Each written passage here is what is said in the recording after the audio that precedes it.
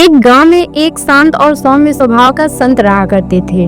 उनका जीवन सादगी से भरा था, पर उनके शब्दों में इतनी गहराई होती थी कि हर सुनने वाला कुछ न कुछ सीख कर ही लौटता था।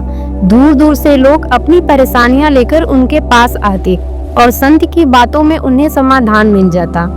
एक दिन एक युवा लड़का संत के पास आया। उसकी आंखों में बेचैनी थी, माथे पर चिंता की लकीरें और चेहरा तनाव से भरा हुआ था।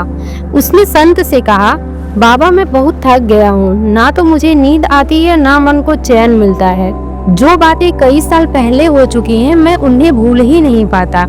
किसी ने कुछ बुरा कह दिया हो या मुझसे कोई गलती हो गई हो तो मैं बस उसी के बारे में सोचता रहता हूँ। मेरे रिश्ते खराब हो रहे हैं, काम में मन नहीं लगता और मैं हर वक्त दुखी और परेशान रहता हूँ। कृपया मेरी मदद करें। संत उसकी बात सुनते रहे, कुछ देर चुप रहे, फिर मुस्कुराकर बोले, मेरे साथ चलोगे? वह युवक चुपचाप उनके पीछे पीछे चल पड़ा। संत उसे आश्रम के एक पुराने कमरे में ले गए।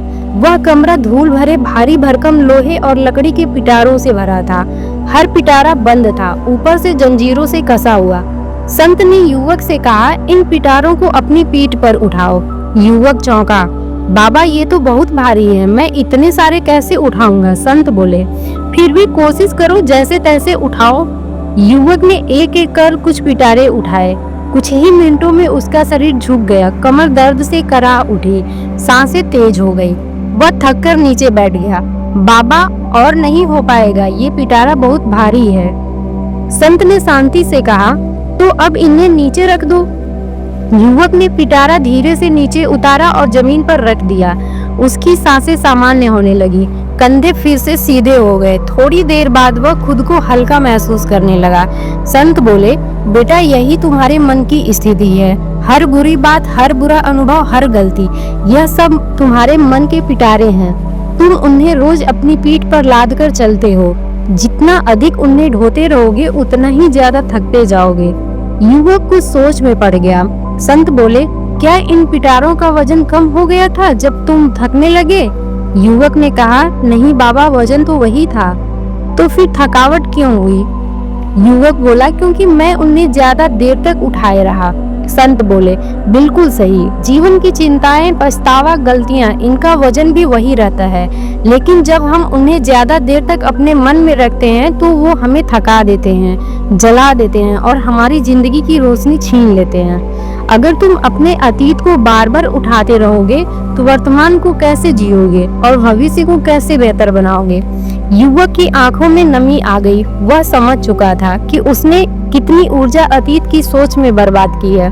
संत ने कहा, बेटा जीवन में पिछली घटनाओं से सीखना जरूरी है, लेकिन उन्हें हर पल ढोना अपने वर्तमान को कुचलना है। एक गलती बार बार याद करने से सही नहीं हो जाती, लेकिन उससे सीखा गया सबक तुम्हें एक बेहतर इंसान बना सकता है। पछतावे की चक्की में पीसने से अच्छा है कि आज कुछ ऐसा करो जिससे कल तुम खुद पर गर्व कर सको। चिंता करना बंद करो, क्योंकि चिंता तुम्हें चिता की ओर ले जाती है।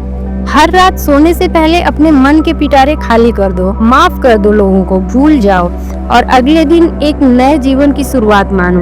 युवक की आंखों में आंसू बहने लगे, लेकिन अब वो आंसू दुख के नहीं, समझ के थे। उसने संत के चरणों में सिर झुका दिया और बोला, बाबा आज पहली बार खुद को हल्का महसूस कर रहा हूँ। मैं वादा करता हूँ अब अतीत को नहीं ढोऊंगा।